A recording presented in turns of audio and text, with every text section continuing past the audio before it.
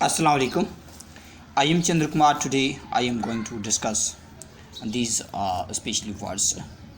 Okay, we will discuss these words especially, and we will talk about the meaning of these words. Okay, and so we will try to use these words in a sentence. Okay, let us start. First word we have is jot down. Jot down means to start something in a series wise. That condition we can say jot down. Means काश या तहरीर में शुरू करने के छः jot down.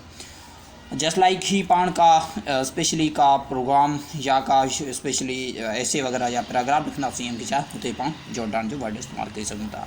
Let me jot down your name and telephone number. मुंहिंजो मूंखे लिखण ॾियो तव्हांजो नालो ऐं टेलीफोन नंबर तहरीर सां. Other word we have is jump at means शौक़ सां क़बूल करणु.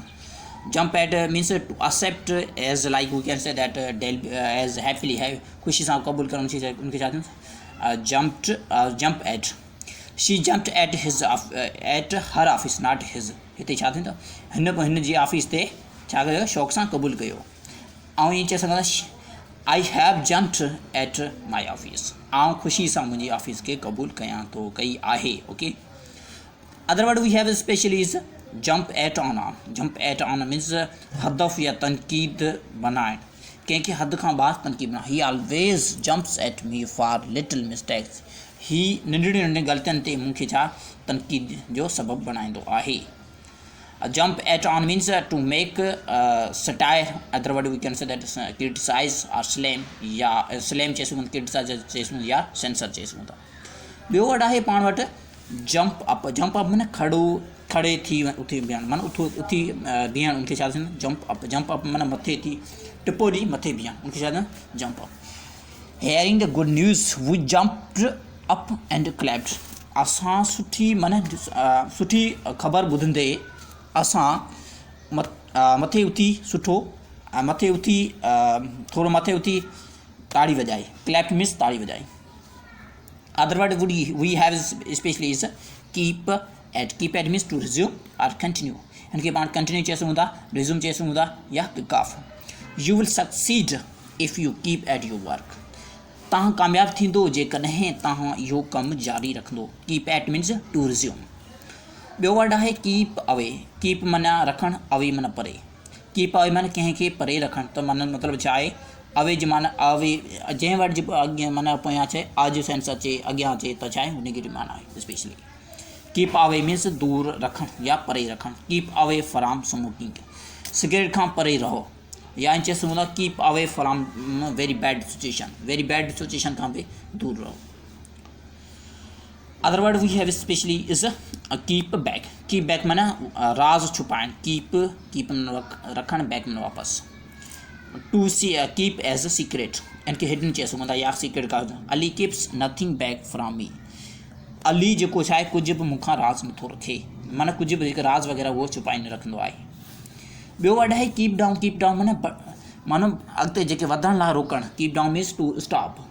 ब्रेक चई सघूं था, क्रैक डाउन चई सघूं था इनखे या पास बि चई सघूं था. We need to keep the price of petrol down. असांखे घुरिजे जेके पेट्रोल जी प्राइसिस वग़ैरह आहिनि उनखे वधनि थियूं उनखे छा डाउन उनखे रोकूं ऐं उनखे रोकियूं स्पेशल वधण खां. या तव्हां ईअं मीन्स में लॻाए सघो था V our government that needs to keep the prices of edible things down. Government खे घुरिजे जेकी प्राइसिस जेकी edible things आहिनि उन्हनि जूं घटि उन्हनि जूं वधण खां रोके. ॿियो कीप फ्रॉम. कीप फ्रॉम माना कंहिंखां बचाइण माना to save. In that condition we can use keep for. Keep from बचाइण. We should keep from smoking. असांखे घुरिजे जेकी स्मोक या सिगरेट पीअण खां बचाइणु घुरिजे. ओके. ॿियो वर्ड आहे कीप इन. कीप इन माना ज़ाहिर न करणु. Keep in. We should not she did not keep her in anger. हिन छा कयो पंहिंजी जेका कावड़ हुई उनखे ज़ाहिर कोन कयो, गुस्से खे ज़ाहिर कोन कयो. ॿियो आहे कीप इन. हिन माना सज़ा तौरु कंहिंखे रोकणु उनखे छा keep in. The teacher kept the children in for an hour. Specially उस्ताद छा कयो ॿार खे हिकु कलाक लाइ तौरु सज़ा तौरु रोकियो. कीप इन विथ माना राज़ी थियणु या राज़ी रहण खे पाण कंसर्न चई सघूं था या एग्री चई सघूं था या ॿियो वर्ड कनकर चई सघूं था. It's wise to keep in with the boss. इहो छा तमामु सियाणो आहे जेको छा बोस सां गॾु राज़ी हूंदो आहे. राज़ी रहंदो आहे। वाइज़ मैन सियाणो। ॿियो आहे कीप ऑफ माना बचणु या परे रखणु, कीप अवे चई सघूं था। Specially do not sit idle, keep on your work. तूं इडल न थी, पंहिंजे कम खे छा कर उहो सॉरी कीपिंग ऑफ माना sorry keep of smoking, cigarette पीअण खां दूर रह। ॿियो वर्ड आहे कीप ऑन माना रिज़्यूम करणु, या पाण ही वर्ड चई सघूं था, स्पेशली कीप एट चई सघूं था, या कंटिन्यूस चई सघूं था, या ॿियो हिकिड़ो किक ऑफ चई सघूं था। ही फ्रेज़ल वर्ब माना जारी रखणु। Do not idle, keep on your work, पंहिंजे कम खे जारी रखंदे इडल न थी जा। उनजे सेंस में पाण छा लॻंदासीं, कीप ऑन। कीप आउट माना ॿाहिरि रखणु, उनखे छा keep on. He was keeped out in the storm, उनखे छा तूफ़ान जे करे हू छा अहिड़ी माना हो स्पेशली कीप्ड आउट थी वियो, उनखे छा तूफ़ान जे करे हू छा ॿाहिरि हो। ॿियो वर्ड आहे specially we have other word is keep to माना पूरो करणु, to complete, to finish. Always keep to your word, हमेशह लाइ कोशिशि करी पंहिंजे लफ़्ज़नि ते उतरो, लफ़्ज़नि ते पूरा लहू। उन जे सेंस में छा आहे, try to keep to your word, everybody try to keep your own word. त इन सेंस में पाण लॻाइसूं कीप टू माना पंहिंजे लफ़्ज़नि ते उतरणु। ॿियो वर्ड आहे कीप अंडर माना काबू रखणु, keep under means to take or to hold under control of anything. We should keep our patience under, असांजी कुझु पेशेंस आहे, जज़्बो आहे, पेशेंस मीन्स जज़्बो, उनखे छा पंहिंजे अंडर में रखणु घुरिजे, काबू में रखणु घुरिजे। ॿियो वर्ड आहे कीप अप माना रिज़्यूम रखणु या जारी। Your work is good, keep it up माना तव्हांजो कमु छा आहे तमामु बहितरीनु आहे, उनखे छा आहे जारी रखो। Keep it up means to resume.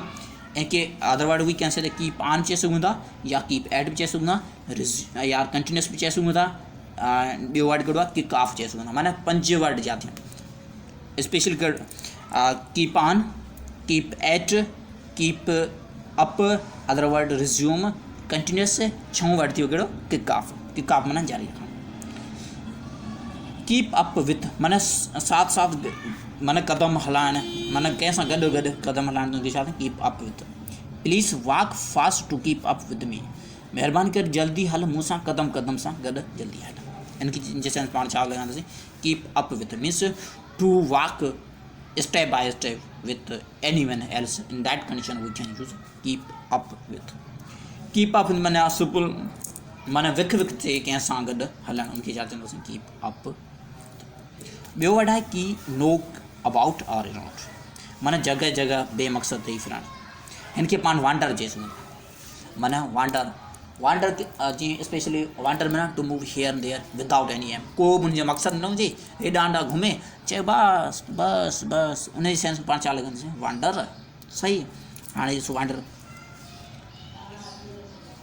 ही spend few years knocking about the world, हिन छा चयो हिन पूरी कुझु साल गुज़ारिया पूरी दुनिया में हेॾां होॾां जगह घुमंदे फिरंदे माना वांदो रुलंदे।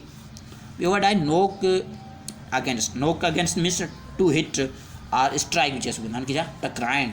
The 2 buses knocked against each other, 2 बसूं पाण में छा थियूं टकराइजी वियूं, उन सेंस पाण छा कंदासीं नोक्ड against means to hit or strike, in that condition we can use collide भी चई सघूं था, इनके collide भी चई सघूं था, strike hit। ॿियो वर्ड है knock down माना किराए, इनके पाण फाल भी चई सघूं था, ॿियो सलम्प भी चई सघूं था। फाल माना किराए, knock down माना किराए स्पेशली। ओके, ॿियो वर्ड आहे सॉरी हिनखे इस्तेमालु कंदा सेंटेंस में, ही knocked down his opponent with a heavy blow, हिन जेके अपोनेंट हो उन हिन छा कयो, उनखे अपोनेंट हो उनखे किराइण जी हेठि किराइण जी कोशिशि कई, हेठि किरायो। ठीकु आहे, बिलो सां गॾु, बिलो माना वॼाई उनखे हेठि किरायो। ॿियो वर्ड आहे नोक ऑफ माना टू लीव वर्क, पंहिंजो कमु छॾे ॾियण खे चवंदा आहिनि नोक ऑफ। लेट अस नोक ऑफ फॉर लंच, असांखे जेकी लंच आहे उनखे करणु छॾे ॾे, नोक ऑफ माना छॾणु। या इन चई सघूं था ॿियो तव्हां एवरीबॉडी नीड टू नोक of for just like doing anything else, in sense में तव्हां लॻाए सघो था। नोक ऑफ माना कमु छॾे ॾियणु, या मिसाल को कम कहिड़े रिज़ल्ट जी करे छॾे ॾे उनके इंजेक्शन से पाणी लॻण से छा लॻण से नॉक ऑफ। ॿियो वर्ड आहे नॉक आउट। नॉक आउट माना कंहिं ना सुलाइण या उनके बेहोश करणु। इनके फेंट भी चइबो आहे। फेंट माना बेहोश करणु। Unconscious condition, something that goes unconscious condition. Unconscious condition हुजे उन सेंस में हू छा पंहिंजी सूरताल खे सम्झी न सघे। The price knock out. The heavy बिलो नॉक्ड हिम आउट। हुन छा कयो ज़ोर सां वॼायो, उन जे करे बेहोश थी वियो। उन्हनि ज़ोर सां वॼायो, उन जे करे हू छा बेहोश थी पियो। हिन खे बेहोश थी पियो करे छॾियो। हिन खे बेहोश करे छॾियो हुनजे सां। ॿियो वर्ड आहे नॉक अप। नॉक अप माना खिटखिटाइण। उनखे चवनि please knock up at 5 minutes in the morning. कुंडी खे महिरबानी करे 5 मिनट सुबुह जे टाइम छा कयो नॉक अप कर, माना ठुक ठुक कर। इन जे सेंस में ठुक ठुक। In that condition we can use knock up. Last word आहे latch on to or into. On to or into इनके चवंदासीं चिमटी रहण। माना do not launch on to old customs. माना पुराने कस्टम से माना चिमटी रहियल या उन ते फोकस करणु उनखे चवंदा लैच ऑन टू।